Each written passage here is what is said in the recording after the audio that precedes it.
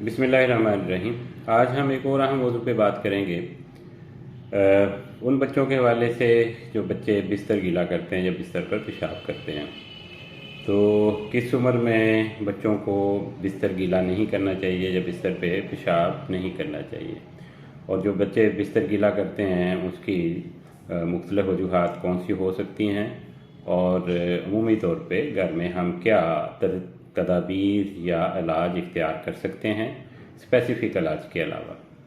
तो सबसे पहले तो यह है कि अमूमी तौर पे जो 5 साल की उम्र जब बच्चे की होती है तो 80% बच्चे जो है ना कि वो ठीक हो जाते हैं। उनमें से सिर्फ जो है कि कभी कभार हो सकता है कि वो बच्चा महीने के बाद एक तो फिर बिस्तर गीला कर दे या बिस्तर पे पेशाब कर दे। 7 साल की उम्र में अमूमी तौर पे 90% यानी सिर्फ 10% बच्चे रह जाते हैं ऐसे जो बिस्तर गीला करते हैं बार बार, और 10 साल की उम्र में तो अमूमी तौर पे 5% बच्चे ऐसे होते हैं, और 12 से 15 साल की उम्र में जस्ट 1% या इससे कम बच्चे हो सकते हैं जो बिस्तर गीला करें या बिस्तर पे पेशाब करें।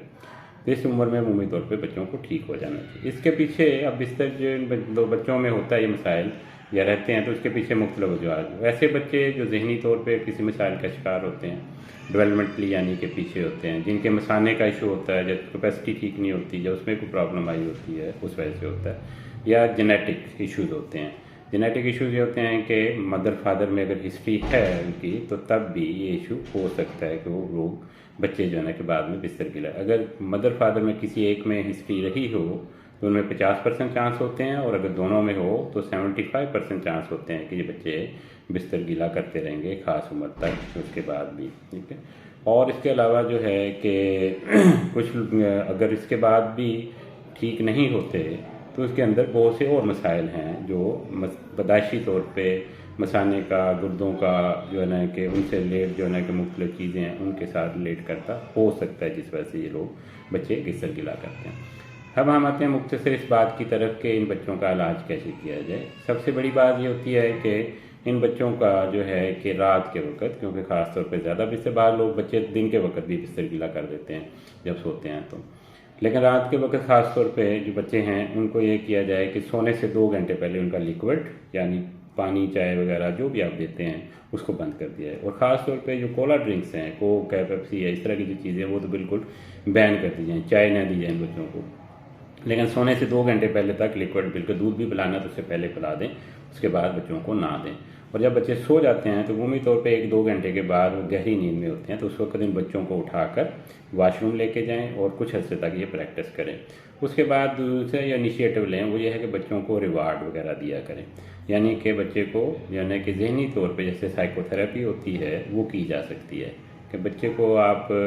ये कर सकते हैं कि उसका नाम एक घर में लिख लें, कापी पे, कैलेंडर के ऊपर स्टार चार्ट जिसे हम कहते हैं बना लें,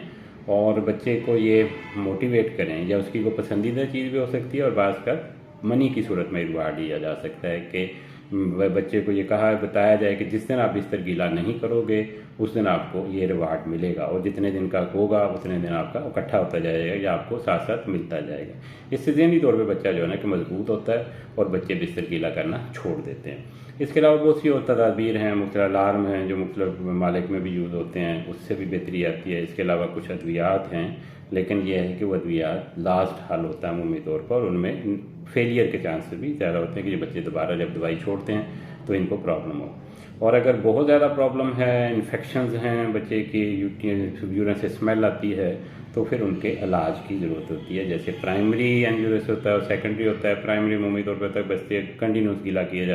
जा रहे होते हैं, और इन्फेक्शंस वगैरह में या कुछ प्रॉब्लम में ऑफ एंड ऑन करते रहते हैं, वो ठीक हो जाते हैं, कभी बुखार के साथ कभी दूसरे मसाइल आ सकते हैं। तो अमूमी तो उम्मीद है कि इस वीडियो से आपको कुछ चीज़ें जो हैं बिस्तर गीला करने के हवाले से और इसके इलाज के हवाले से आपके लिए मददगार साबित होगी। शुक्रिया।